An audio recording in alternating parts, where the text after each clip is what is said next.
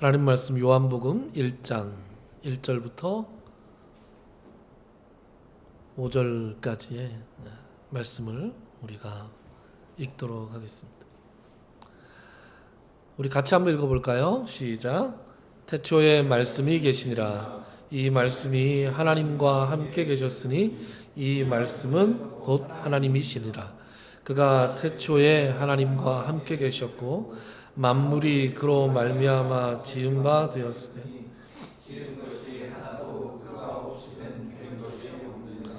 그 안에 생명이 있었으니 이 생명은 사람들의 빛이라. 빛이 어둠에 비치되 어둠이 깨닫지 못하더라. 아멘. 지난 시간에 우리는 요한복음의 오리엔테이션을 했습니다. 저자인 사도 요한이 어떤 사람인지. 요한은 여러 사람이 있어요. 사도 요한이 있고 또 세례 요한도 있고 또 유요한도 있습니다. 우리 교회는 요한 보유 교회입니다. 그가 요한이 이 책을 기록한 목적이 무엇인지, 또 그리고 마지막으로 이 요한복음이라는 책의 구조가 어떠한지 알아보았습니다. 이 책의 구조는 아주 간단하게 서론, 본론, 그리고 부록으로 나뉘어지는데, 서론은 크게 1장 1절부터 18절까지만을 서론으로 보는 사람도 있지만 저는 그냥 통째로 1장은 서론, 그리고 1장에 이제 19절부터 51절까지는 증언들, 그리고 2장부터 12장까지는 표적의 책, 표적들이 많이 나온다고 해서, 그리고 13장부터 20장까지는 영광의 책. 외우셨군요. 영광의 책. 감사합니다. 그리고 21장은 부록 이렇게 돼 있다. 굉장히 간단하죠? 그래서 지난 한 주간 동안 요한복음을 일독하시면 참 좋겠다, 그런 말씀을 드렸습니다. 여전히 유효합니다. 이번 주에도 또 요한복음을 일독을 한번 하시죠. 힌트를 좀 드리자면, 읽는 것이 좀 지루하신 분들은, 힘드신 분들은 유튜브에 보면 요한복음이나 성경을 읽어주는 유튜브가 참 많아요. 1시간도 안 걸립니다. 그래서 아주 목소리 좋은 성우들이 아주 정확한 발음으로 읽어줍니다. 그러니까 차를 타고 다니시면서 요한복음을 틀어놓고 이렇게 왔다 갔다 하시면 금방 요한복음을 한번 들을 수 있지 않을까. 또 읽을 때도 들으면서 읽으면 더 집중해서 잘 읽을 수가 있습니다. 그러니까 포기하지 마시고 이번 주에도 일독을 한번 하셨으면 좋겠다. 그래서 요한복음을 매주 한 번씩 이렇게 일독씩 당분간 하면서 요한복음과 친해지기를 했으면 좋겠다, 그런 생각을 했습니다. 여러분, 영광의 책에 대해서 지난 시간에 살펴보면서 우리가 그런 말씀을 드렸죠. 영광이라고 하는 것은 예수님께서 십자가에 매달려 돌아가시는 그 고난을 달리 이르는 말인데, 예수께서 십자가에 매달려 돌아가심으로 온 인류의 죄를 대속하시는 하나님의 어린 양으로서의 사명을 감당하시는 것을 영광을 받는다, 이렇게 표현하셨단 말이에요.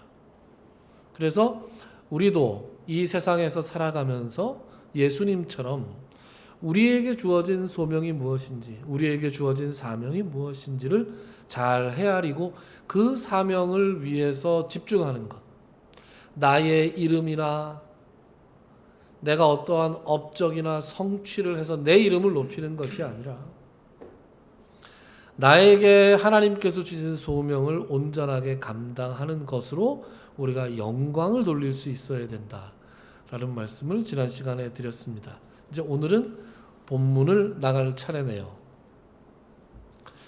여러분은 예수님을 누구라고 생각하십니까?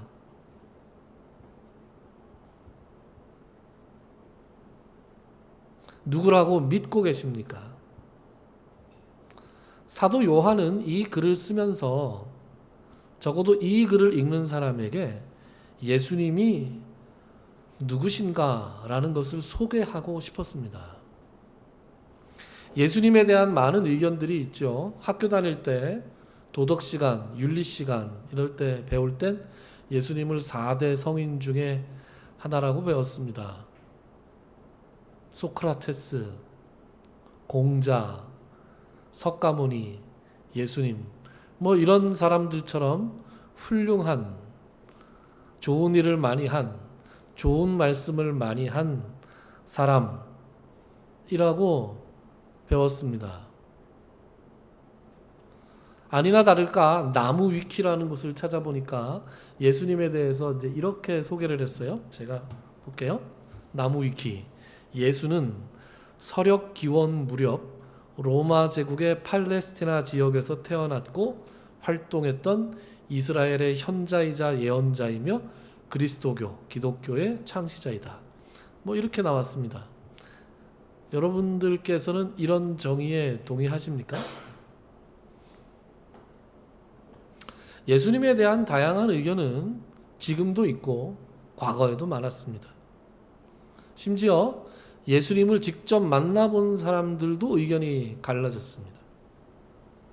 그의 말씀을 듣고 행하시는 일을 보았음에도 불구하고 그 사람들의 의견은 다 제각각이었습니다. 우리가 오늘 살펴보고 있는 요한복음에도 예수를 만난 사람들의 의견들이 다 각각이었어요. 한번 볼까요? 요한복음 7장 12절에 보면은 예수에 대해서 무리 중에서 수군거림이 많았다. 어떤 사람은 좋은 사람이다 이렇게 얘기하고 어떤 사람은 아니라 무리를 미혹한다 이렇게 말했다고 전해집니다. 예수님을 귀신이 들렸다, 미쳤다 이렇게 본 사람들도 있었습니다. 요한복음 10장 20절에 보면 그 중에 많은 사람이 말하되 그가 귀신 들려 미쳤거늘 어찌하여 그 말을 듣느냐. 심지어 예수님의 말씀을 듣는 사람들 중에서는 예수님을 돌로 치려고 했던 사람들도 있습니다.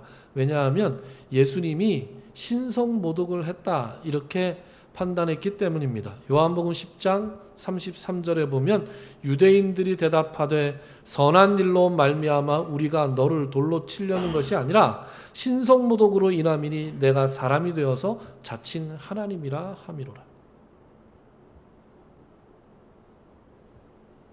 그러나 예수님이 행하신 일과 그의 말씀에 대해서 정직하게 반응해서 그를 믿는 사람들도 많았습니다. 요한복음 7장 31절에 보면 무리 중에 많은 사람이 예수를 믿고 말하되 그리스도께서 오실지라도 그 행하실 표적이 이 사람이 행한 것보다 더 많으랴. 이 사람이 그리스도가 아니라면 도대체 누가 그리스도겠느냐? 혹시 나중에 메시아가 온다 하더라도 이분이 하신 것만큼 많은 일들을 도대체 할 수 있겠느냐? 나는 이분이 메시아라고 믿는다. 이런 의미죠. 메시아라고 믿지 않는다 하더라도 그의 메시아적인 그 신적인 권위에 압도되는 사람들도 있었습니다. 요한복음 7장 46절에 보면 유대인들, 대제사장들과 서기관들이 자기 성전 경비병들을 보내서 예수님을 잡아오라 그랬어요. 그런데 경비병들이 예수님을 못 잡아갑니다. 그리고 나서 돌아가서는 뭐라 그러냐? 왜 빈손으로 왔느냐? 그랬더니 요한복음 7장 46절에 이렇게 대답해요. 아랫사람들, 이 아랫사람들은 성전 경비병들을 얘기하는 거예요. 그 사람이 말한 것처럼 말한 사람은 이때까지 없었나이다. 그랬더니 대제사장이 뭐라 그래요? 너희들도 미혹되었느냐? 이거 봐라. 얘네들도 지금 믿고 있네. 성전 경비병들이 나중에 어떻게 되었는지 우리가 알 방법은 없습니다. 그러나 예수님께서 말하시는 것, 예수님의 존재 자체를 보고 그를 체포하러 갔던 사람들마저도 그 신적인 권위에 압도되어서 자기가 해야 할 일을 하지 못했다라는 것입니다. 제가 오늘 여기는 쓰지 않았는데 요한복음 18장에 보면 겟세마네 동산에서 예수님이 체포당하는 장면이 나와요. 거기서 겟세마네 동산에서 체포되는 장면 18장 6절에 보면 이런 말씀이 나옵니다. 예수께서 그들에게 내가 그니라 라고 하실 때에 이게 무슨 말이에요? 예수가 누구냐? 라고 그들이 찾았어요. 제자들도 있고 밤이 껌껌하고 무슨 조명이 있었겠습니까? 횃불이나 이렇게 들고 그래서 예수를 지적해 줄 가룟 유다를 동반하고 그들이 갔단 말이에요. 그래서 예수가 누군지 찾으니까 예수님께서 뭐라 그러냐 하면 내가 그다 이렇게 얘기해요. 내가 그니라 라고 말씀하시는 것이 이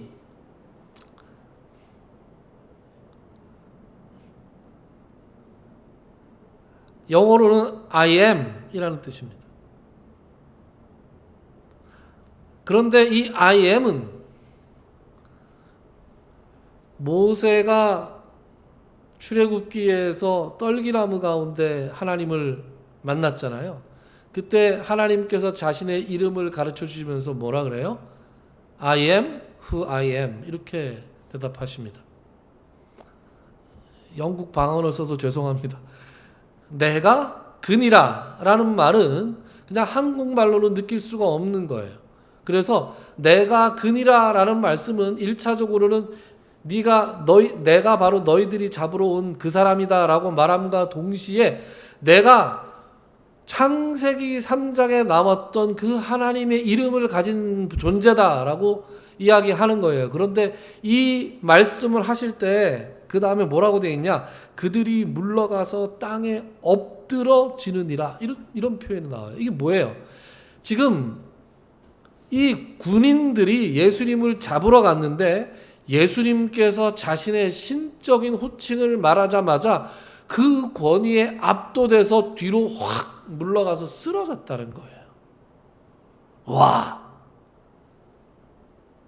뭘까요? 땅이 흔들렸을까요? 장풍이 나갔을까요? 뭔가 에너지가 나갔을까요?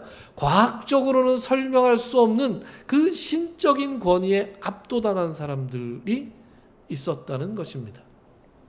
어쨌거나 사람들은 예수님에 대해서 저마다 제각기 자기의 의견들을 가지고 있는데 사도 요한이 예수님에 대해서 소개하는 것은 분명합니다. 이게 어디 나와요? 1절부터 3절까지 앞으로 돌아가서 보면 1절부터 3절까지에 나옵니다. 태초에 말씀이 계시니라 이 말씀이 하나님과 함께 계셨으니 이 말씀은 곧 하나님이시라 그랬어요. 그러니까 말씀이 바로 하나님이셨다. 그런데 2절 3절에 보면 계속해서 이 말씀이 무엇을 하셨는지 나옵니다. 그가 그 말씀이 태초에 하나님과 함께 계셨고 만물이 그로 말미암아 지은 바 되었으니 지은 것이 하나도 그가 없이는 된 것이 없었다. 그렇게 말씀합니다. 그러면 이 말씀이 하신 일은 뭐예요? 하나님과 함께 천지 만물을 창조하시는 역할을 하셨습니다. 그러니까 사도 요한이 소개하는 이 예수님은 아직 예수님은 말이 안 나오죠. 뒤에 나오겠지만 여러분들이 짐작하듯이 이 말씀이 곧 예수님입니다. 예수님이 태초부터 계셨던 말씀이고 그 말씀은 곧 하나님이셨는데 그 말씀이 하나님과 함께 하신 일은 바로 천지를 창조하신 창조주의 역할을 하셨다. 이렇게 소개하고 있습니다.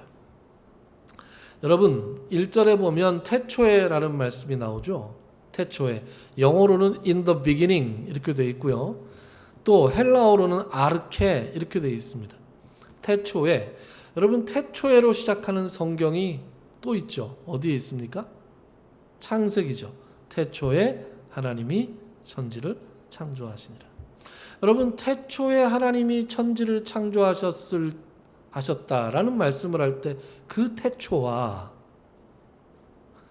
태초에 말씀이 계시니라 그가 태초에 하나님과 함께 계셔서 만물이 그로 말미암아 지은 바 되었다라고 할 때 이 요한복음의 태초와 창세기의 태초는 단어는 같은데 가리키는 내용이 조금 다른 것 같습니다. 어떤 게 먼저인 것 같습니까? 창세기의 태초는 천지를 창조하신 그 시작 시점이라고 얘기할 수 있습니다. 그런데 지금 말씀이 하나님과 함께 계셨던 태초는 그 천지 창조의 시작보다 먼저인 태초를 이야기하고 있습니다. 그러면 이제 이건 뭐예요?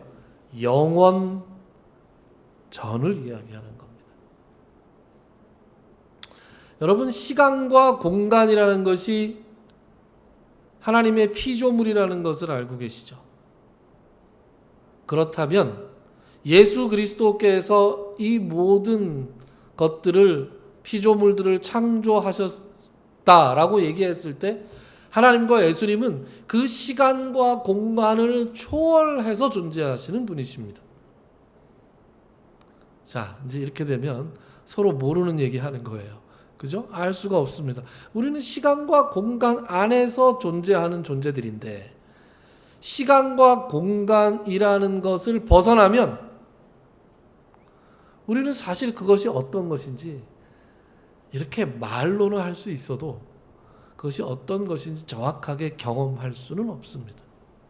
그러나 요한복음에 나오는 태초에라는 것이 영원전을 가리킨다라는 사실만 우리가 짚고 넘어가면 좋겠습니다.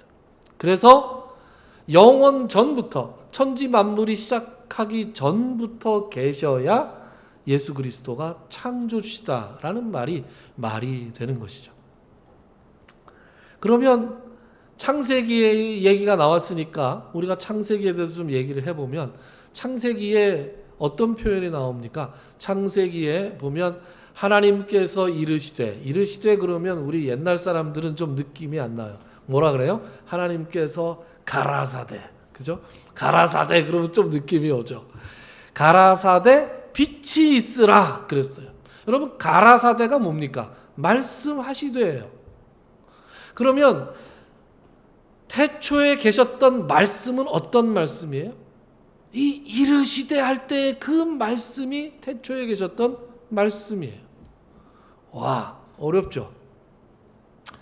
분명히 창세기에는 이르시되 말씀이 하나님이 창조를 하실 때 사용했던 언어적인 도구처럼 쓰여졌는데, 요한복음에 오면 이것이 하나의 인격이 되고 있습니다.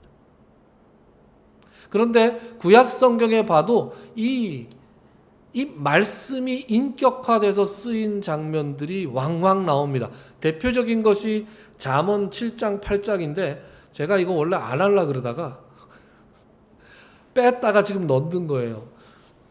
빼면 설명이 안 될 것 같아서. 그래서 PPT는 없습니다. 잠언 7장, 잠언 8장에 보면 고대 히브리 신학들이 나오는데 이제 이렇게 될까봐 히브리 신학에 보면은, 히브리 문헌에 보면 말씀이 남성 명사고요, 지혜가 여성 명사입니다. 그래서 말씀과 지혜를 하나님의 아들과 딸로 묘사를 하고, 그래서 하나님의 보좌 앞에서 재롱을 부리는 것 같은 그런 묘사들이 나옵니다. 그러니까 이미 히브리 신학, 이미 구약 성경을 통해서 우리는 하나님의 말씀이라는 단어와 지혜라는 단어로 의인화되어 있다, 하나의 인격화가 되어 있다는 것을 우리가 짐작할 수 있습니다. 그래서 잠언 7장에 보면 나 지혜는 명철로 주소를 삼으리니, 나 지혜는 말한다, 이런 식의 표현이 나와요. 이 지혜가 요한복음 1장에서 말하는 말씀이고, 그 말씀의 헬라어로는 로고스인 것이죠. 여러분, 말이라는 것이, 이 말씀이 이 인격화가 된 것, 인격이 된 것은 참 신비로운 겁니다. 이것을 신적인 차원에서 완벽하게 설명할 능력이 제게는 없습니다. 그런데 인간도 하나님의 형상으로 지으심을 입었잖아요. 그래서 인간에게도 이런 게 좀 있습니다. 여러분, 사람의 인격을 무엇으로 알 수 있습니까? 말로 알 수 있죠. 우리의 생각을 우리가 어떻게 전달할 수 있습니까? 말로 전달할 수 있습니다. 말이 아니면 전달할 방법이 사실은 없습니다. 몸짓과 손짓이 가지는 한계는 아주 단순하고 한계가 있습니다. 심지어 누가 그랬죠? 언어는 존재의 집이다. 그런 얘기를 했습니다. 어떤 철학자가. 하이데건지 비트겐슈타인인지 잘 모르겠어요. 하여튼 옛날에 그런 얘기 들은 적이 있습니다. 여러분, 우리가 생각을 하는데 언어가 없이 생각이 됩니까? 언어가 없이 생각은 불가능합니다. 그래서 말이라고 하는 것은 말이에요. 어떤 사람의 생각, 태도, 인격, 자세, 살아온 이력, 경험, 이 모든 것들이 다 이렇게 집합적으로 되어 있는 거예요. 그리고 내가 한번 말을 내뱉잖아요. 이 말은 도저히 주워 담을 수가 없습니다. 그러니까 이 말은 하나의 살아있는 실체처럼 돌아다니게 되어 있습니다. 요즘 무슨 녹취 파일 이런 것 때문에 곤욕을 치르는 분들이 많죠? 저도 삼성 갤럭시 폰을 사용하는데 이게 자동 녹음 기능이 있어가지고 제가 했던 말들을 누가 남들이 틀면 저도 아주 곤욕을 치를지도 모르겠다. 그래서 진짜 이게 말 조심해야 되겠다. 이런 생각을 합니다. 여러분, 말이라는 것처럼 우리가 조심해야 될 것이 어디 있습니까? 사람의 모든 화가 다 어디서 초래가 됩니까? 말에서 자초가 됩니다. 그리고 사람의 모든 복이 어디를 통해서 들어옵니까? 말을 통해서 복이 들어옵니다. 누군가 내가 굉장히 좋아하는 사람이 있는데 그 사람이 나를 향해서 좋아한다, 사랑한다, 고작 말뿐인데 그 말을 들으면 천하를 얻을 것처럼 기쁘지 않습니까? 고작 말이잖아요. 그런데 그 말을 듣지 못해서 애타잖아요. 그 말을 듣기 위해서 굉장히 노력하잖아요. 그 말을 들으면 우리가 눈물을 흘리면서 감격하잖아요. 반면에 내가 사랑하는 어떤 사람이 차갑게 돌아서서 나는 이제 더 이상 너를 사랑하지 않아 라고 얘기하면 그것처럼 우리의 존재를 흔드는 것이 없습니다. 왜요? 고작 말뿐인데. 그러니까 말이 가지는 위력이라는 것은 인격화가 될 정도로 인간에게도 굉장히 중요한 것입니다. 그러나 우리가 이것을 통해서 하나님의 말씀의 인격화에 대해서 조금 짐작을 할 수 있을 뿐이지 말씀이 곧 하나님이다라는 말을 이 진술을 우리가 어떻게 정확하게 이해해야 될지 그 방법을 찾기는 매우 어렵습니다. 어쨌든 요한이 하고 싶은 말은 그 말씀이 하나님이셨다는 것이고 그 말씀은 결코 피조물이 아니라 하나님 이 천지 만물을 창조한 창조주셨다.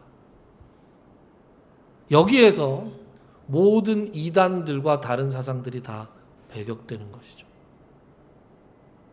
예수님이 피조물이었다라고 주장하는 모든 이단들이 있습니다.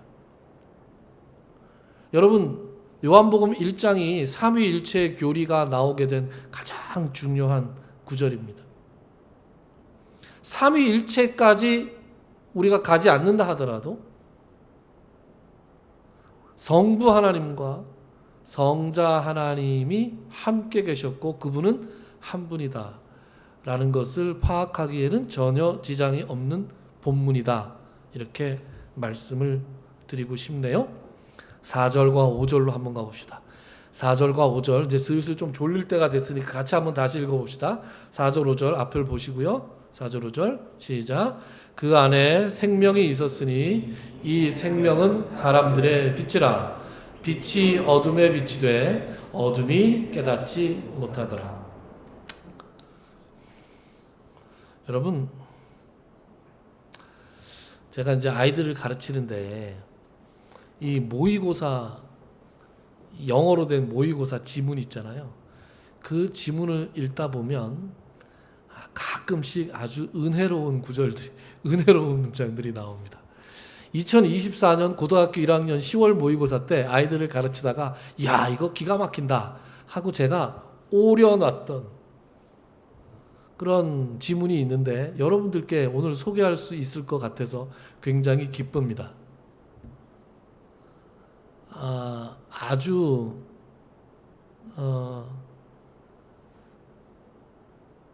기독교인의 입장에서 봤을 때 나쁜 지문들도 많아요. 나쁜 지문들도 많아서 저는 그런 지문들이 나오면 아이들한테 꼭 이렇게 태클을 걸어서 이거 믿지 마라 이렇게 얘기를 하곤 하는데 하여튼 그 37번 지문을 제가 좀 보여드릴게요. 이렇게 되어 있습니다. 고등학교 1학년 영어예요. 이거 영어로 써놓으면 얼마나 어려울까요, 여러분? 이렇게 요새 아이들이 무시무시한 영어를 봅니다. 제가 읽어볼게요. 전통적인 의학은 우울증이 뇌의 신경 전달 물질의 불균형으로 인해 발생한다고 오랫동안 믿어왔다. 그러나 이 설명에는 중대한 문제가 있다. 이것은 왜냐하면 뇌 속 물질의 불균형은 우울증의 원인이 아니라 그것의 결과이기 때문이다. 다시 말해서 우울증이 세로토닌이나 노르아드레날린과 같은 뇌의 물질의 감소를 유발하는 것이지 뇌의 물질의 감소가 우울증을 유발하는 것이 아니다. 그러니까 왜 그 약물을 가지고 정신과 치료를 하는 시도에 대해서 조금 반대하는 것 같아요. 그것이 아주 틀렸다라는 건 아니지만 인과관계가 잘못됐다. 이 사람이 주장하는 건 그래요. 그래서 어떤 호르몬, 특정한 호르몬이 감소된다는 것은 우울증 때문에 감소되는 거지 감소돼서 우울증이 오는 게 아니다. 이렇게 얘기하는 거예요. 그래서 제가 눈에 번쩍 뜨이는 것이 그 다음에 나오는 이제 노란색, 형광색으로 제가 표시해 놓은 겁니다. 우리의 의식은 뇌의 기능을 넘어서는 보다 근본적인 실체이다. 뇌는 의식의 기관에 지나지 않는다라는 거예요.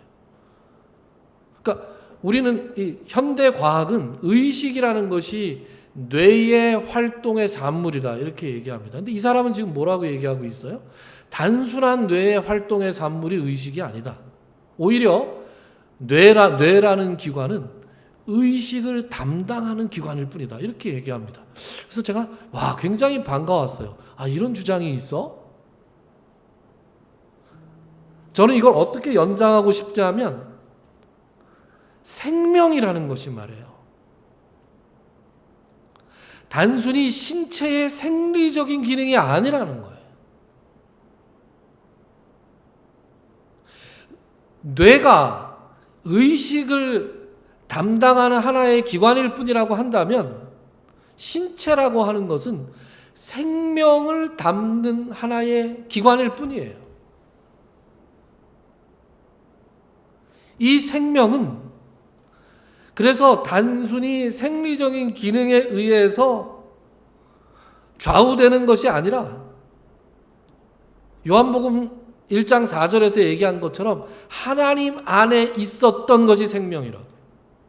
그래서 그 생명이 우리에게 창세기에 보면 하나님께서 흙을 빚어서 사람을 만들고 그 코에 생기를 불어넣으시잖아요. 그래서 사람이 생명이 되잖아요. 그 이후로 하나님께서 주신 생명은 우리의 육체에 머물러 있다가 다시 떠나갑니다. 생명은 그래서 단순한 생리적인 활동, 신체적인 활동이라는 것을 훨씬 넘어서는 어떤 영적인 존재가 바로 생명인 것이죠. 그 생명이 사람들의 빛이다 그랬습니다. 4절에 보면 지금 이걸 봐야 되죠. 그 안에 즉 말씀 안에 생명이 있었는데 이 생명이 사람들의 빛이다 이렇게 되어 있습니다. 생명이 빛이다. 이건 무슨 소리냐? 여러분 빛에 대해서 우리가 좀 생각해 볼 필요가 있습니다. 우리가 지금 보고 있는 이 빛은 반드시 그 빛에 발광체가 있어야 됩니다. 그렇죠? 그러니까 우리가 지금 이 안에서 보고 있는 빛은 여기에 있는 전구가 발광체죠. 그리고 밖에 창문에 아직 해가 지지 않았기 때문에 태양이라는 발광체로부터 들어오는, 우리 눈에 오는, 우리에게 오는 그런 빛입니다. 우리가 알고 있는 빛은 발광체의 존재가 있으면 있고 없으면 없는 게 빛이에요. 그런데 하나님께서 빛이 있으라 하실 때 그 빛은 우리가 알고 있는 이 발광체가 내는 그런 빛이 아니었습니다. 창세기 1장을 한번 보겠습니다. 창세기 1장 1절부터 19절까지의 말씀을 제가 볼 텐데요. 이게 언제 끝날라고 이렇게 되나? 네. 시간이 지나면 끊어야 될 것 같아요. 창세기 1장 1절부터 제가 쭉 읽어볼게요. 태초에 하나님이 천지를 창조하시니라. 3절 하나님이 이르시되 빛이 있으라 하시니 빛이 있었고. 그럼 지금 아직 우리가 알고 있는 태양이나 달은 없는 거예요. 여러분, 태양하고 달이 언제 생겨납니까?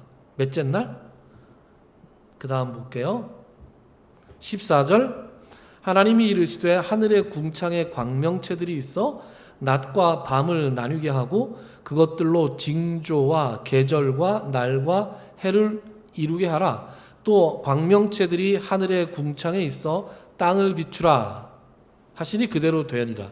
하나님이 두 큰 광명체를 만드사 큰 광명체로 낮을 주관하게 하시고 작은 광명체로 밤을 주관하게 하시며 또 별들을 나누시 만드시고. 그런 다음에 이게 지금 해와 달을 창조하신 거잖아요. 발광체예요. 달도 발광체는 아니죠. 반사체죠. 달도. 해. 그리고 19절에 보면 저녁이 되고 아침이 되니 이는 넷째 날입니다. 여러분, 우리가 알고 있는 식물들 있잖아요. 풀이나 채소나 나무 같은 것. 이런 것들은 뭐 때문에 존재가 가능합니까? 태양 때문에 존재가 가능하죠. 태양으로 인해서 광합성을 하고 뭐 어쩌고 해야, 그죠? 이 땅 위에 있는 모든 생물들이 존재할 수 있습니다. 그런데 말이에요. 그 앞에를 보시면 첫째 날에 하나님이 빛을 만드셨고 둘째 날에는 이제 물과 물을 나누셨고 하늘과 땅, 바다 이런 걸 만드셨고, 여러분 11절에 한번 보시죠. 11절부터 13절까지를 같이 한번 읽어보시죠. 보이세요? 11절부터 13절까지 시작. 하나님이 이르시되 땅은 풀과 씨 맺는 채소와 각기 종류대로 씨 가진 열매 맺는 나무를 내라 하시니 그대로 되어 땅이 풀과 각기 종류대로 씨 맺는 채소와 각기 종류대로 씨 가진 열매 맺는 나무를 내니 하나님이 보시기에 좋았더라. 저녁이 되고 아침이 되니 이는 셋째 날이니라. 그러니까 여러분, 뭐예요? 식물들이 태양이 없이 자라고 있잖아요. 우리가 알고 있는 과학적인 사실은 식물은 태양과 뗄래야 뗄 수가 없는 관계인데, 태양 이전에 이 식물들이 자라고 있다는 것은 빛의 근원이신 하나님, 그리고 그 하나님이 만드신 빛이 존재했다는 거예요. 그런데 이 빛은 우리가 알고 있는 이런 물리적인 빛이 아니다. 그 물리적인 빛의 한계를 벗어난다. 정확히 어떤 거냐 모르겠어요.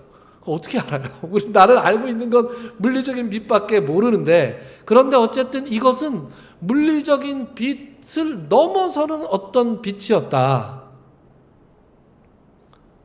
라고 저만 그렇게 얘기하는 것이 아니라 어거스틴, 여러분 어거스틴 아시죠?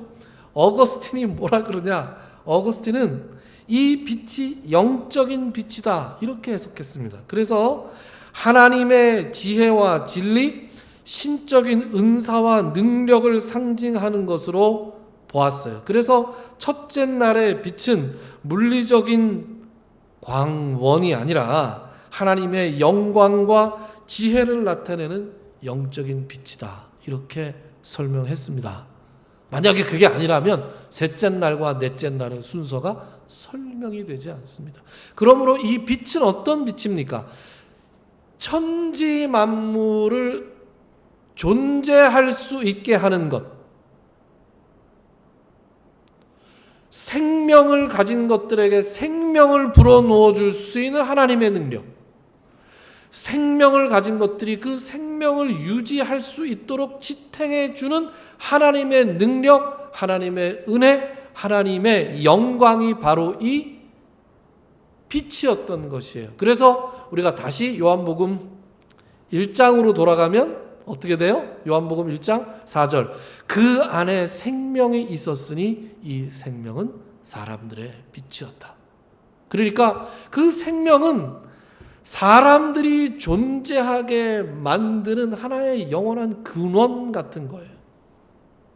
생명은 하나님으로부터 오시는 것이고 우리가 존재하게 하는 것이며 하나님이 우리의 인생과 생명을 붙들고 계시는 능력이라는 것을 바로 말씀해 주고 있는 것이에요. 그러니까 요한복음에는 영생이라는 말씀이 많이 나오는데 영생이라는 것은 우리가 이 세상에 있는 이 붙어있는 이 목숨이 끊어지지 않는다는 의미가 아니라 생명의 근원이신 하나님과 함께하는 것이 영생을 얻는 것이라고요.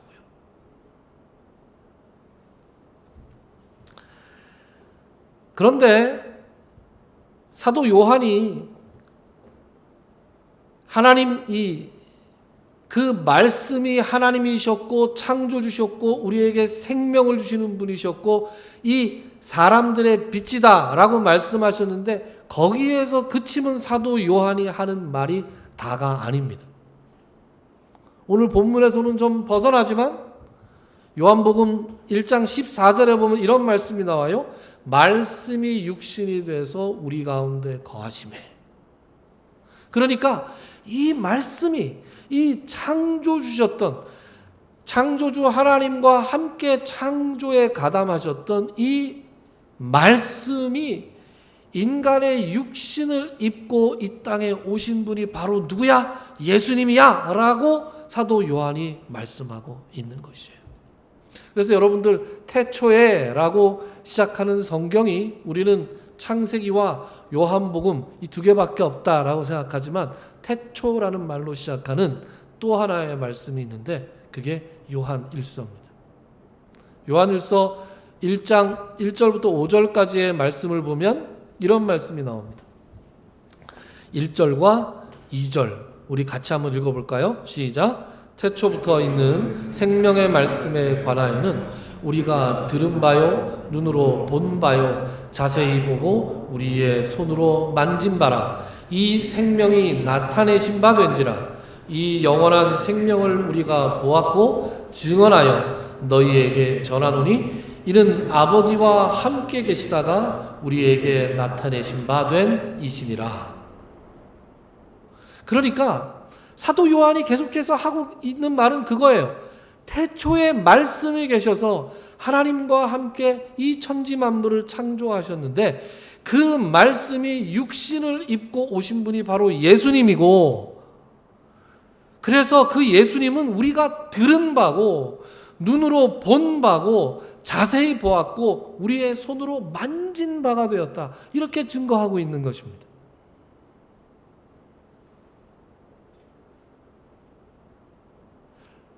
그래서 이 육신이 되어서 심지어 우리가 듣고 말하고 보고 만질 수도 있었던 이 예수님을 믿으시겠습니까? 라고 도전하고 있는 거예요.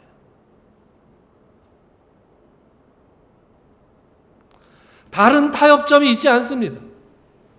적어도 요한복음을 읽은 사람들, 요한복음에 있는 말씀을 읽고 듣고 사도 요한의 이 제대로 된 도전을 받은 사람이라면 둘 중에 하나밖에 없어요. 예수님을 거짓말쟁이로 치라든지 아니면 예수님을 하나님의 아들이자 창조주이시자 육신을 입고 오셨던 태초부터 계셨던 이로 받아들여야 하는 것입니다. 3절에 보면 우리가 보고 들은 바를 너희에게 전함은 이 요한 1서의 목적과 요한 복음의 목적이 동일합니다. 우리가 보고 들은 바를 너희에게 왜 전했는가? 너희로 우리와 사귐이 있게 하려 하는 것인데, 우리의 사귐은 아버지와 그의 아들 예수 그리스도와 더불어 누리는 것이다. 우리는 그를 보고 듣고 믿게 돼서 지금 하나님과 예수님과 더불어 교제를 하고 있다. 그런데 내가 이 말씀을 쓰고 있는 것은 그 교제에 너희들도 동참하기를 원한다 라고 도전하고 있는 것이에요. 오늘 여러분들에게 예수 그리스도를 여러분들이 어떻게 그동안 알고 어떻게 신앙 고백을 해 오셨든지 간에 여러분들 마음속에 예수 그리스도께서 태초부터 계셨던 그 말씀이라는 사실을 믿는 믿음이 있기를 주님의 이름으로 축원합니다. 그리고 그 말씀이 성육신하여서 육신을 입고 이 땅에 오신 분이 바로 예수님이시고 다른 복음은 없다.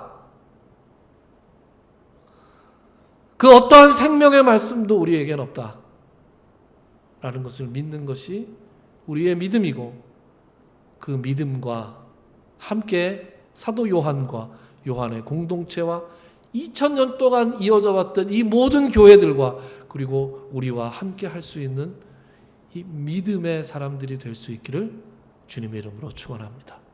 기도합시다.